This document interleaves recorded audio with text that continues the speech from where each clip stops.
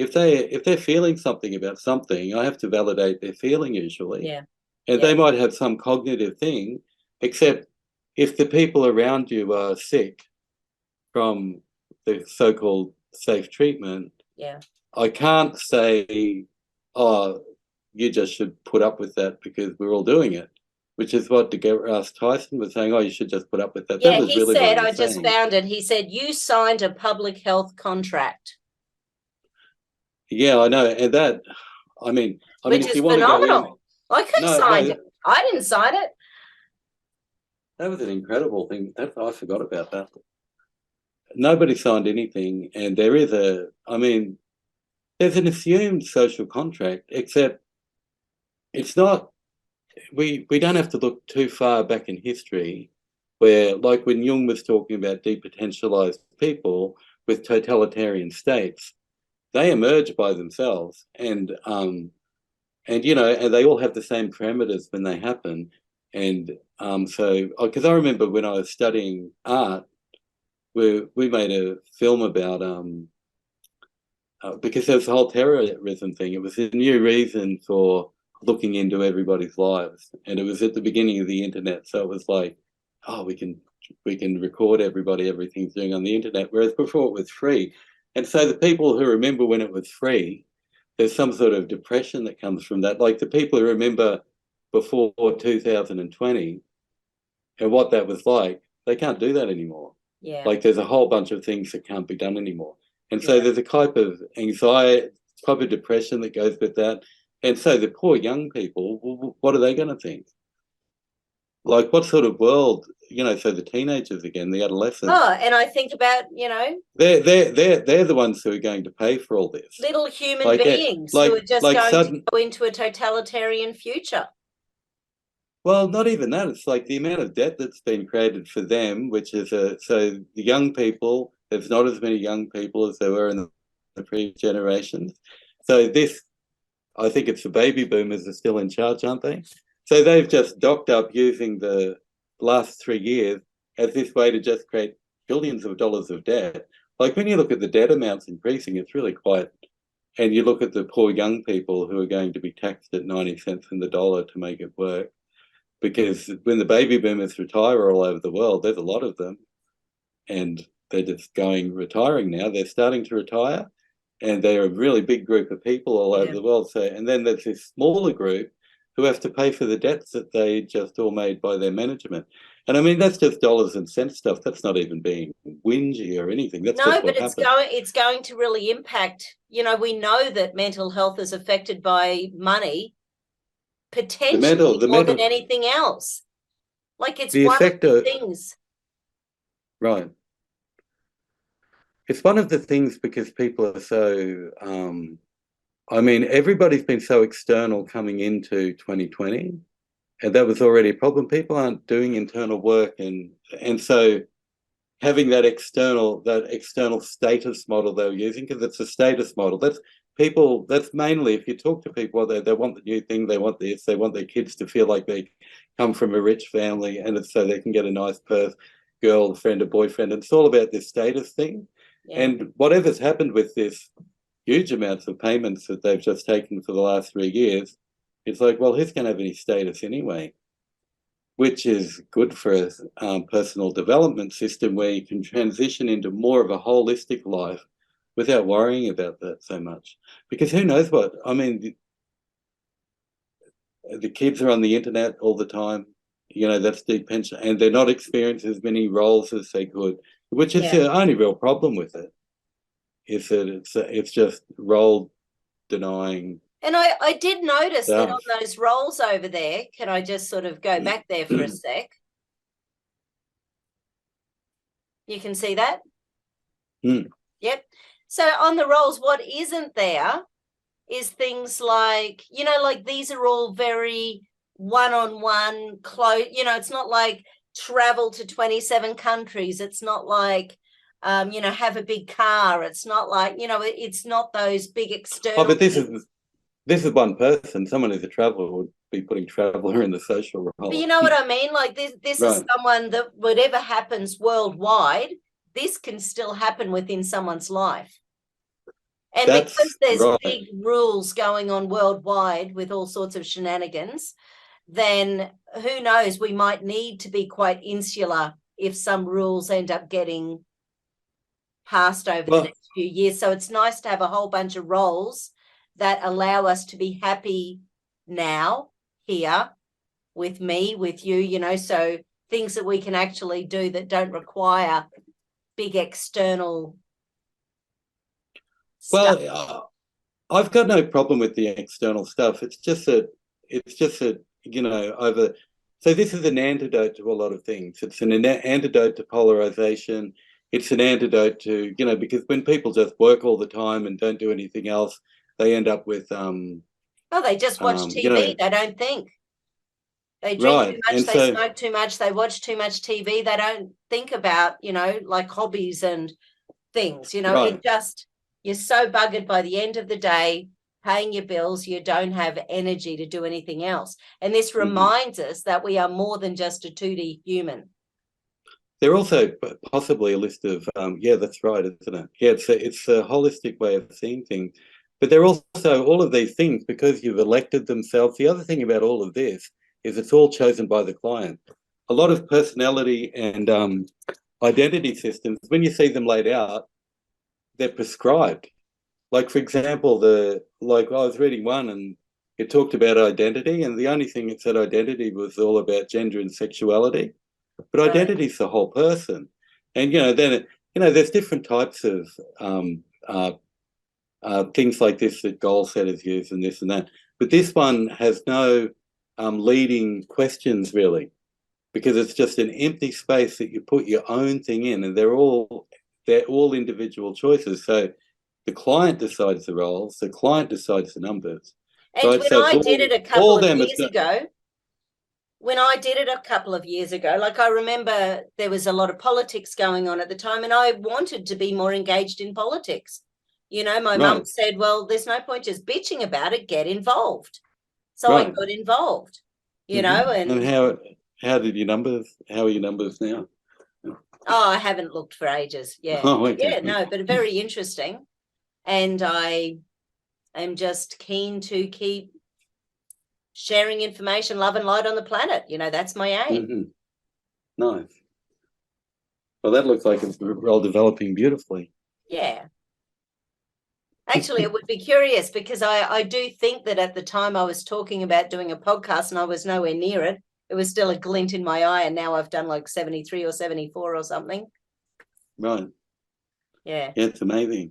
Yeah. And another thing that's potentially true is because the client names them all and they're all potentially natural dopamine hits. Yeah, right. Okay. And so with polarized behaviors or situations, what you're doing is you're neglecting your natural dopamine sources. And so an example of that that's really good is that someone who's a drug addict, Yep. like someone who's a proper drug addict, or who's, you know, without the stigmatization, someone who's unfortunately they've become addicted to drugs. Yeah.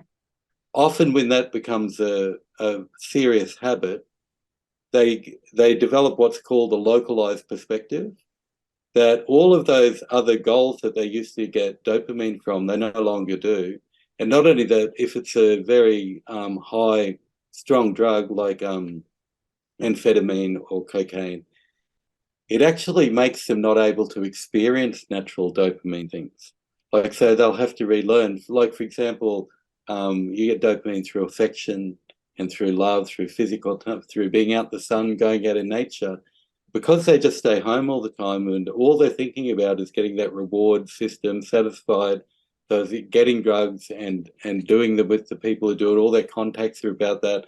They stay home. They don't achieve progressive goals anymore, global goals, and they don't live according to their values. And so that's a similar thing to all other types of polarization, that the internet does this, that you're getting all your dopamine. So you're on the internet, you're getting your likes, you know, and you see old people do it too. It's not just the teenagers. And it's just all over that.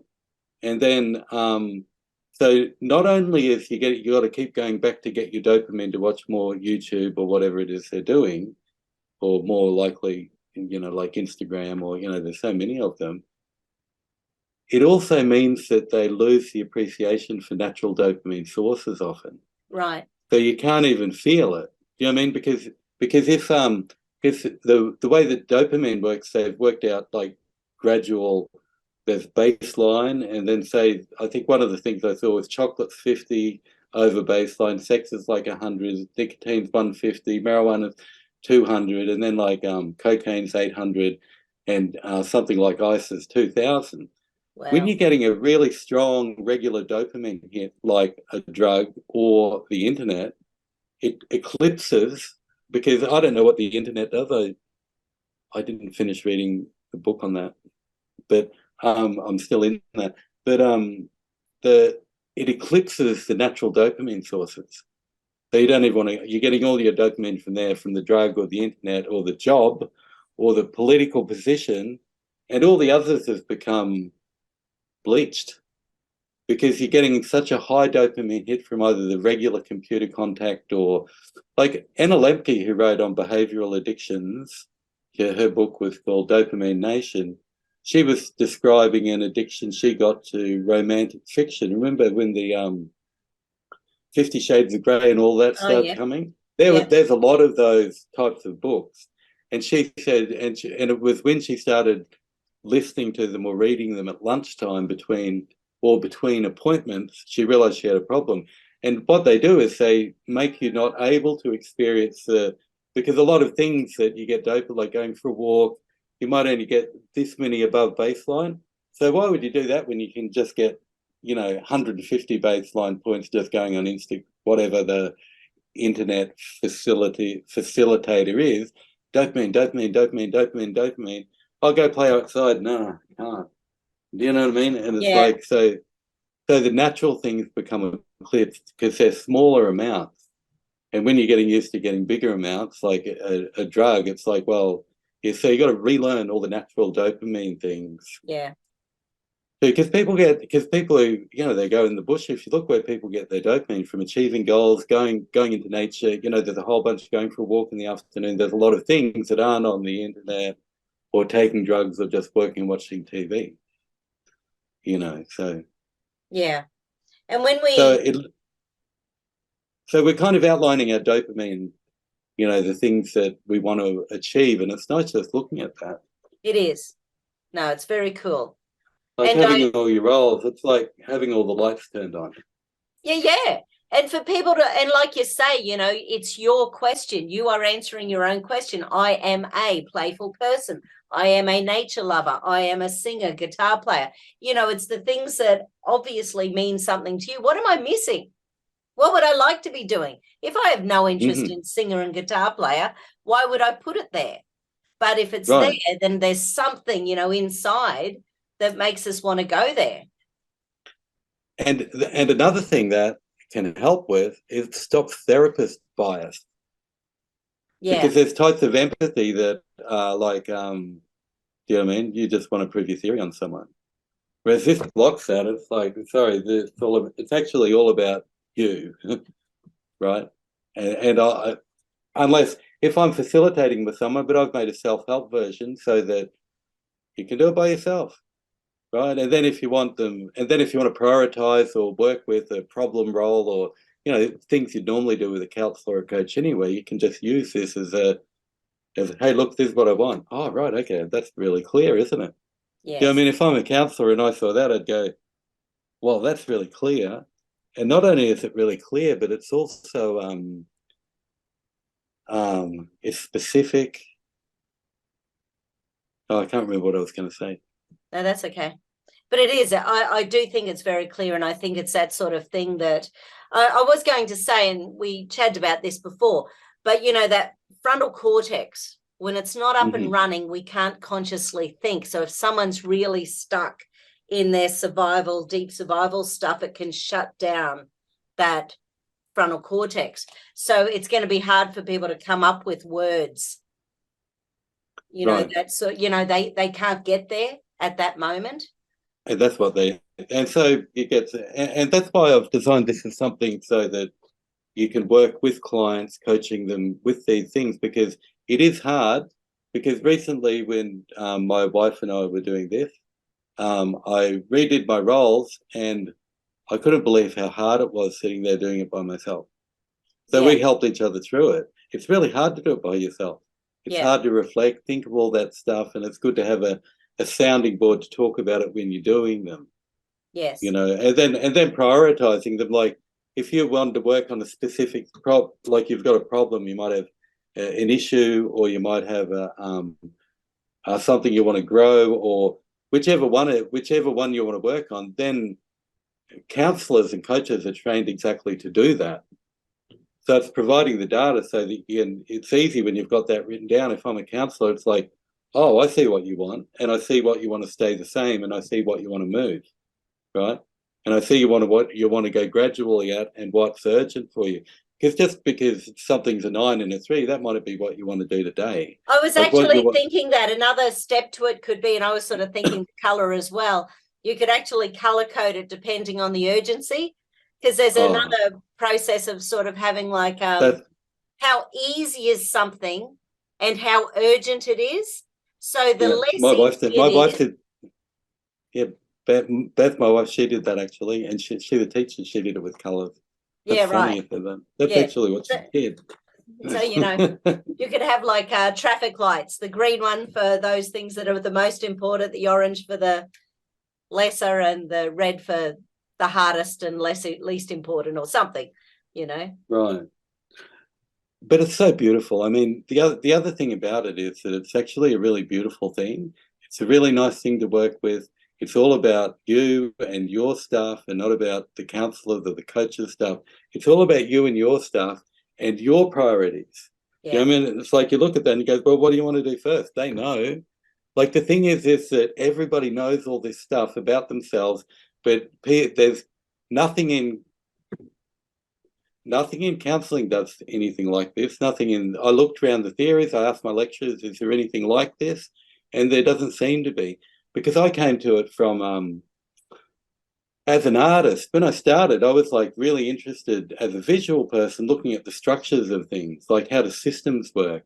And when I started looking at the developmental stuff, like, you know, the hierarchy of needs, like Maslow, and I thought all the designs were really nice. And I was trying to work out, and then Freudian psychosexually got all the developmental ones. And I thought the frameworks, but I noticed that there was nothing to map out where that fits into life very well. Yeah. Do you know what I mean? It had all the developmental stuff as like really, you know, that's like a y-axis. And then with this, the map itself is the x-axis, right? Because the y-axis is, so you're using, I could explain it because I've combined so many systems using this, it's like I can explain it from 10 different perspectives. But so using Jung's full typology system, he has those 4 roles, you know, basically, and then he has extroversion and introversion. When you write the ideal number you want to be, just say you want to be at 9, and then you're currently a 5, that's extroverting towards the role, to the potential, towards the future. Whereas it's in a more introverted position, so that the time is worked out. So you extrovert the role just by naming it and doing that. You're extroverting. Extroverting means going towards. Introverting means moving away from. Right. And Jung says that they're ultimately defense mechanisms. People, I mean, they've put them into the big 5 system, the personality system, which is sort of like the Myers-Briggs things. But I kind of just think that kind of labels people. Yeah. And whereas this actually brings out a fuller expression of what somebody's really saying about themselves. Yeah, and I suppose having a look at what someone's roles are that they want to, I'm thinking about the Enneagram, having a look at someone's roles that they want to get better at, that would give you a bit of an idea about their personality type as well, without, you know, without labeling them. So this can be used, that there's no critique of those things other than that they don't provide a holistic way of doing it. Yeah. And so you could work with Myers-Briggs, because it like I designed this as a social structure, and I'd already had body, mind, heart, soul, by like 2016 or something. And then I was watching a Jung talking, and he said he had a typology, and I go, oh, I didn't know he had a typology. So I keyed it in, and there it was. I had body, mind, heart, soul, and it was sensation, thinking, feeling, and intuition, which was a direct match. And I just went, oh, that fits in there perfectly. Because when you use standard systems architecture, everything fits together. Yeah. And so, like in systems theory, you differentiate. So we're differentiating the roles, we're making them all individual, and then the system you reprioritize, right? And then you integrate them into the system with the new plan. So that's systems theory. So every layer of this can be related back. It also uses mandala theory. So because even though there's 4 areas, there's actually 9. Like if you look at it, there's 1, 2, 3, 4, and then there's 5 that aren't. They're hidden. That's a smaller part of the system. And that system is like a Rubik's, like a magic cube. I don't know if I can say the brand. Rubik's cube, with 9 magic cubes that you turn around. And so the x-axis is up. So the top layers are like that. And, there's 3 layers of 9, right? We've got 9. So the past, because we're a mandala like the Kala chakra, right? You see it laid out flat, but it's actually a 3-dimensional temple. So it's got 3 layers. It's got 3 layers out, and so it's actually like a magic cube. And so it's like so it's actually 3-dimensional. So, and the way that it works, the color means time, Kala chakra. So it's about time and space. So it's about going from the external cosmos all the way into the internal. Not only but to the internal. So it's a micro macrocosm system, and it's a time system. And so the time moves up gradually like that, right? So because in the 9 system, you've got the 4 ones we've outlaid here, but then it goes round in a circle with personal identity, our resources, our hopes and fears about it, and the outcome, which comes from the like Celtic cross in the tarot.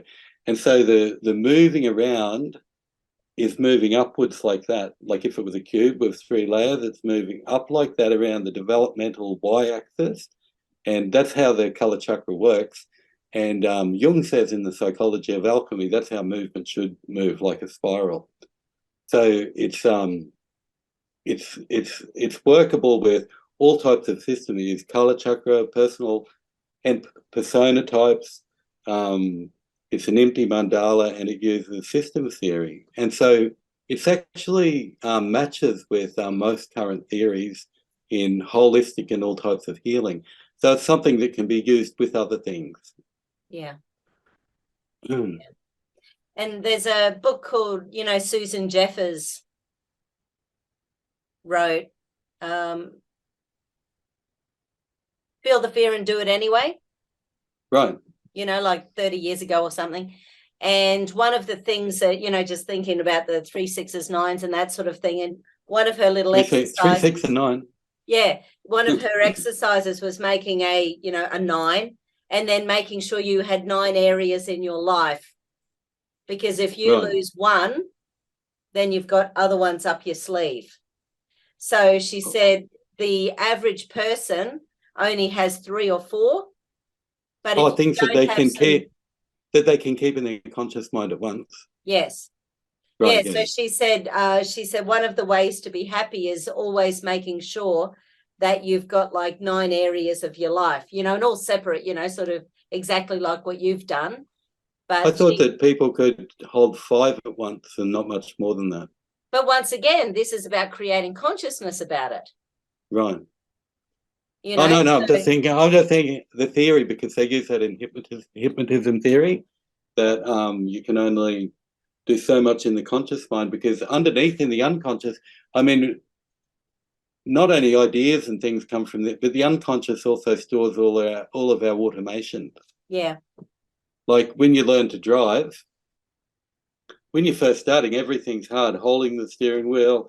But once you've learned all that, it's all automatic, and you're listening to the radio and you're talking to someone, you're yelling at someone out the window. Until you're But our yeah. age, and then you turn the volume down so that you can park in the car park. That's true, actually. It's too much That has been information. happening. Yeah. Oh, I know. Yeah, But yeah, but so the other thing that I wanted to talk about today was the idea of using the metaphor as gardening, plants. I call it narrative gardening. And one of the reasons for that is because things like those automations, which are just say you're a graduate teacher, Yep. and you're a 5, right? You've done a lot of work. You Yeah. know what I mean, to get there. You've done years of study, and so even though that's a 5, if you look at it as a plant growing up, it's a plant growing, like plants will go through their life cycles, and that something a career move like that, it's a bigger tree. Right, so it's going to grow and be a seedling, become a sapling, and they did the seedling stuff in primary school. Now they're a teacher, but they've become, and then when they're a teacher and doing it, it's like a tree bearing fruit now. Not only grown, but it's starting to bear fruit. It's still a small tree, and so the idea is using gardening as a metaphor, because a lot of goal setting has nothing to do with much at all other than being ambitious. Whereas a lot of things grow. I was talking to a teacher the other day uh, at my, and she was a administrator, and we were talking about it, and I go, well, people grow at the speed of plants. I go, because they were talking about. They were grade 1 kids, and some of the parents were trying to get them to do more homework, like trying to accelerate them. And the problem with that is that kids grow at the speed of plants. And does accelerating them really help?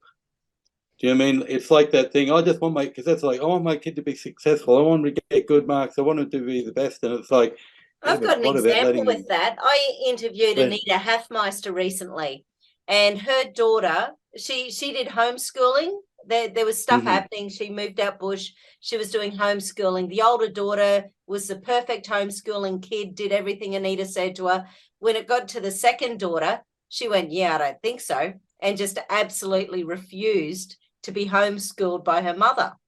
So Anita had heard about unschooling.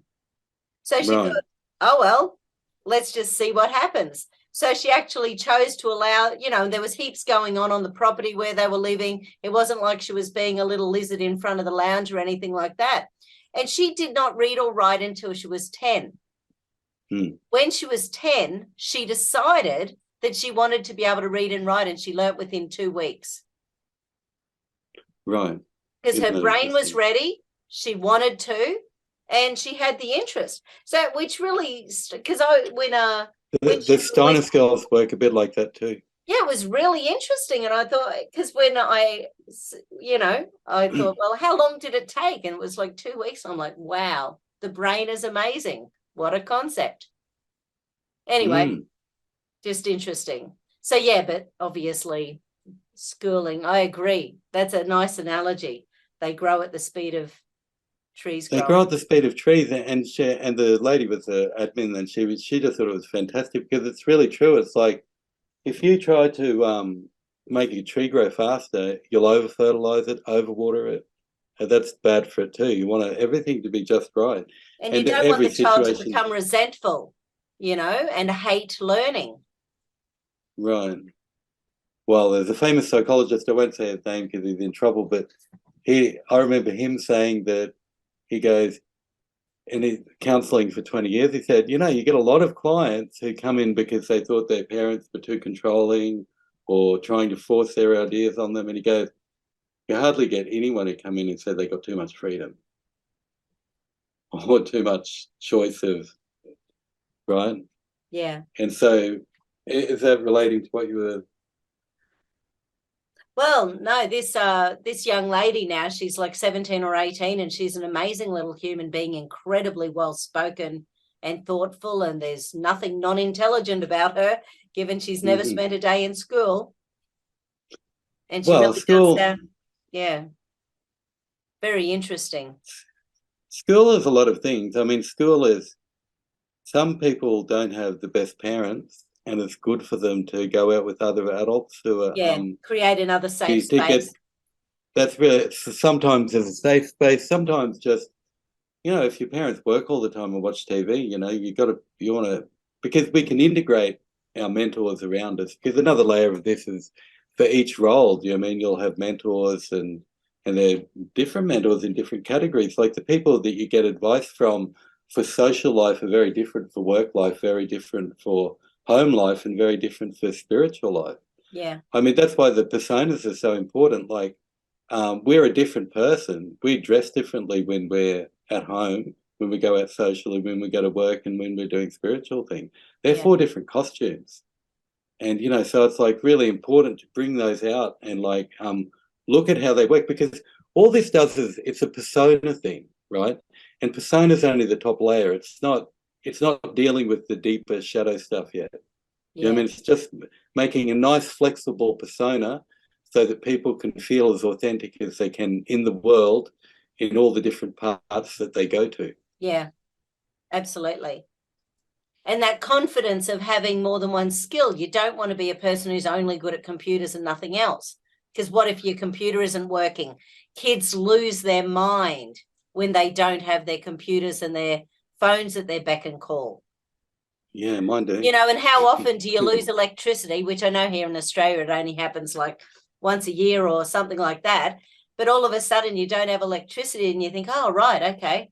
Well, let's go have a cup of tea. Oh, no, can't do that. Oh, let's go, and all of a sudden you realize how many things are connected to one thing and you have no. Yes. Yes. Yeah, that's amazing, isn't it? Mm. Any final thoughts, David? I think this is a lovely process that people can go through to really start looking at their life and seeing where they want to go. Right. Exactly. It's a really nice goal setting without being in the usual way of goal setting, because it's so. Well, because the spiritual part I'd like to maybe say a bit more on, because it's a place to put your values that are overarching. Like, for example, if you want to make an improvement, like I did some roles, I did my own priority roles a little while ago, and so some of them were vocationally related. Yep. Like, for example, one of them's to be an acclaimed theorist, right? And so that's just because I've made this and I've showed it to some very professional healers, and they're like, oh, okay, this is really interesting. It's almost like a new modality. And so just having that goal as an acclaimed theorist, and it's just a position, and then you attach that to the value section, like which value are you using to, to be an acclaimed theorist, I'm going to have to be a really good, like in my roles, I've got theorist, and narrative gardener is another one of my roles, because the process of doing this I call narrative gardening, because it's like, if you look at it, it's even the shape of a garden, and you go out to these places, and what is Esther Perel, his relationship counselor, she goes, everyone should have a secret garden. And there's so many in psychology, there's so many metaphors in everywhere to plants and gardening. And of course, Jung says in the psychology of alchemy, thinking towards the internal more, the use of the tree is like the tree of life. Do you know what I mean? Like the whole, that's the emblem of the whole Hermetic tradition. And so trees have these positions in all sorts of things, because trees are really amazing things. And, they're growing, they're alive, they live with you, and you don't even know that. So to envision an internal garden, right, where our roles are like metaphors for different plants, like you can think, what does that theorist plant look like as a plant? It's like this, if I think about that plant, it's like this abundant plant that, like it's been growing for a long time, because in a role like that, you've developed to even do what I did, make that, you've got to develop some expertise to even think, oh, how will and so it's like, this is a tree that's grown over time. It's coming out now, it's fruiting, do you know what I mean? And it's like the culmination of 50 years of education. Yeah.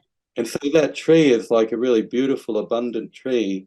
The role of being saying acclaimed, that's the goal. Yes. I'm not that yet. I want to be a 9, and I'm probably a 6 at this stage. And so I'm like, do you know what I mean? So I'm like looking at that and go, so as soon as I think an acclaimed theorist, what would I be doing? well, I'll be talking to people. Do you know what I mean? What would that be like? You can immediately get a future picture of what that might feel like. And then after doing that, you go, what is the main thing? Well, I'm terrified. Do you know what I mean? Like, because fear stops people from acting all the time. And like you said before, you quoted a lady, because Jung said the same thing. Our fear is the next task. Yeah. Our fear outlines the next task. And so, because fear is a good thing, it's like, it's the Protects way us. that we never. Hmm? Yeah. It protects us. Yeah, it protects us. But it can also be our worst enemy as well if we're fearful of living our best life. It And keeps it's people in something that's on depression our and mind all anxiety. the time.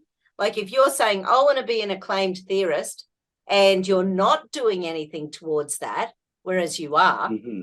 Whereas if you weren't doing anything because you were terrified of putting yourself out there, terrified of writing it down, terrified of discussing Mm-hmm. it with other people, you're not going to get anywhere. So you're obviously already a 5 or a 6, or you're already, like you say, you're at least halfway there because Right. And you're so then we've already got, doing all of that.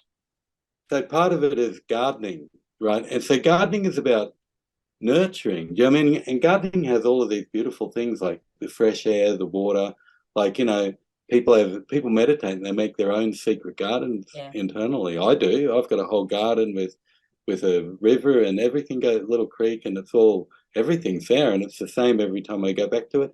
And so I call it narrative gardening because it's narrative that these are all stories.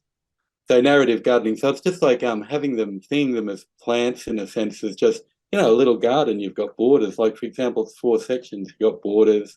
You've got things you go out to. It's just like a nice way of meditating. But narrative, they're also all little stories, and they're characters that we play, and it gives you the control back as the narrator, and Yeah. being aware of all the little stories. Because a lot of people, so back to Michael Manning, he says that really, a lot of people, the main part of their lives is their story. And I started to think that I identify as a story. No, really, I'm serious. It's like it made me start to wonder that if the deeper part of the soul was actually the story itself, and that we're transitioning from a material story to a spiritual story. Yeah, right. Right. So it's like yeah, so the narrative aspect, and that is that, so in the Vedic concept, when they describe personalities, they go same as this: name, form, qualities, and story. Right? Because they call it pastimes is the word they use, but name, form, quality, story, which is what this does. Because ultimately, story might be the thing in me that's the soul. It might be my story. That might be the thing that carries through. Like, what's the soul? Everyone argues, all the religions say different things. And it's like, yeah, but they're all stories. And it's your story that story is something that you can work with, like a role. You divide it, you can change one role. You can work on that, do it really quickly. But also, we can change our story. In narrative therapy, it's called reauthoring. So this is also a process of reauthoring our stories and taking control back as the narrator, and looking and going, look at my little stories. Right, I want this one to be a better story. Yeah. I'm not a fun person. And so that's so just say I've become, because something that happens, me like a lot of other parents, you're working and parenting and you sort of lose your fun edge. Yes. And so it's like, and that's not a very good story. Or I'm not being creative. That's not a very good. Once I start being creative, now I like telling my story again, because we want to have a story that we want to tell, and not an inauthentic story, the genuine thing. Yeah. And And not people just might fitting be in. focused on one thing going wrong. So they might need to change their job because of A, B, C, D, E, bullying or lack of excitement, whatever. So they might need to change their job, but because they're so focused on that, they're not paying attention to anything else. So by adding in all these other good things in their world again that they've forgotten because they've been so focused on one thing, it's going to allow their conscious brain to be more open and awake and aware to other possibilities out there as well. So seeing in that in the context of a garden, right? Yeah. So the whole idea of that, like we're building a garden. Do you know what I mean? Who knows that everyone does it differently. But, you know, so some plants, like if you look at them in the numbers between them, some plants need more attention. You know what I mean? Some are right just the way they are. They just need to be watered regularly. But some plants need to be removed. Yeah, okay. Yeah. You know what I mean? Like, Yeah. and in your garden, sometimes you just get rid of some trees because they're causing a problem. Yes. And, you know, and so some roles you might want to delete because it's so flexible. You can also have fantasy roles, like problem roles are a big part of it, but fantasy roles are things we haven't started yet, and something you dream, a dream role. Like for example, if you're doing this with teenagers, a lot of their roles are dream roles because they're not allowed to do anything yet. They're allowed to know about it. They're like, you know, because I've got a 16-year-old. Yeah, they're allowed to know about sex. They're allowed to know about drinking. They're allowed to know in detail about everything, but they're not allowed to do it yet. Yeah.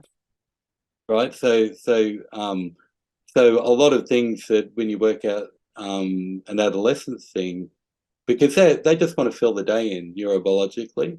They get a double dopamine hit for novelty, so they're entertained easily if you can get them to do the things, and they just want to fill the day in. But they're still in a stage where they're not actually um,